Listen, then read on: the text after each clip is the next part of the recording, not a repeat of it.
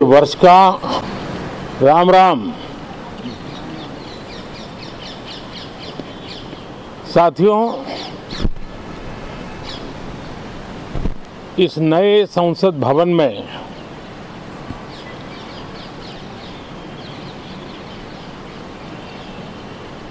जो पहला सत्र हुआ था, उसके आखिर में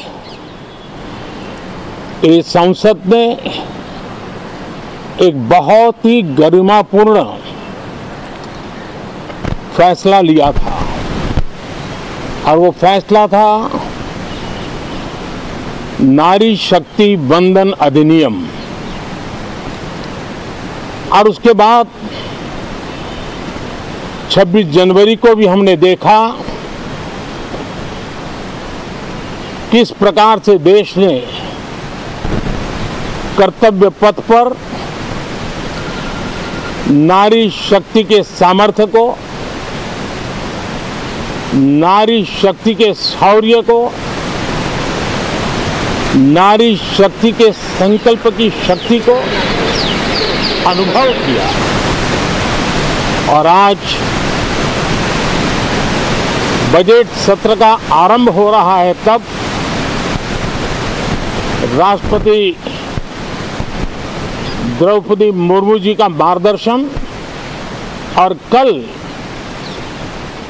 और आज बजट सत्र का आरंभ हो रहा है, तब राष्ट्रपति द्रौपदी मुर्मू जी का मार्गदर्शन और कल निर्मला सीतारमण जी के द्वारा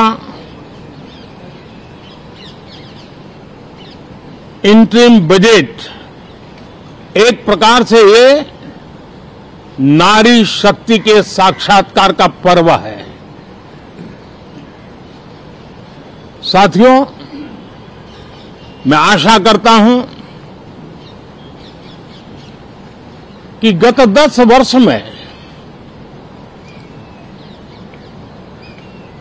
जिसको जो रास्ता सूझा, उस प्रकार से संसद में सबने अपना अपना कार्य किया। लेकिन मैं इतना जरूर कहूंगा कि जिनको आदतन हुड़दंग करने का स्वभाव बन गया है, जो आदतन लोकतांत्रिक मूल्यों का चीरहरण करते हैं, ऐसे सभी माननीय सांसद आज जब आखिरी सत्र में मिल रहे हैं, तब जरूर आत्मनिरीक्षण करेंगे कि 10 साल में उन्होंने जो किया। अपने संसदीय क्षेत्र में भी 100 लोगों को पूछ ले, किसी को याद नहीं होगा, किसी को नाम भी पता नहीं होगा जिन्होंने इतना हुड़दंग हो हल्ला किया होगा। लेकिन विरोध का स्वर तीखा क्यों ना हो, आलोचना तीखी से तीखी क्यों ना हो, लेकिन जिसने सदन में उत्तम विचारों से सदन को लाभान्वित किया होगा, उनको बहुत बड़ा वर्ग आज भी याद करता होगा।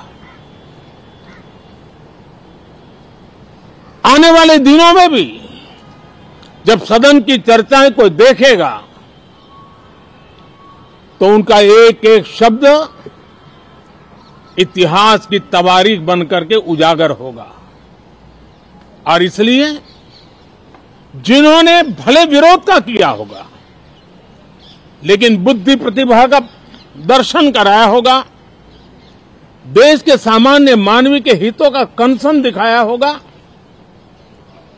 हमारे खिलाफ तीखे से तीखी प्रतिक्रिया की होगी, उसके बावजूद भी मैं अवश्य मानता हूं कि देश का एक बहुत बड़ा वर्ग, लोकतंत्र प्रेमी सभी लोग इस व्यवहार की सराहना करते होंगे। लेकिन जिन्होंने सिर्फ और सिर्फ नकारात्मकता हुड़दंग, शरारतपूर्ण व्यवहार, ये जो किया होगा उनको शायद ही कोई याद करे। लेकिन अब ये बजट सत्र अवसर है, पश्चाताप का भी अवसर है, कुछ अच्छे फुटप्रिंट छोड़ने का भी अवसर है।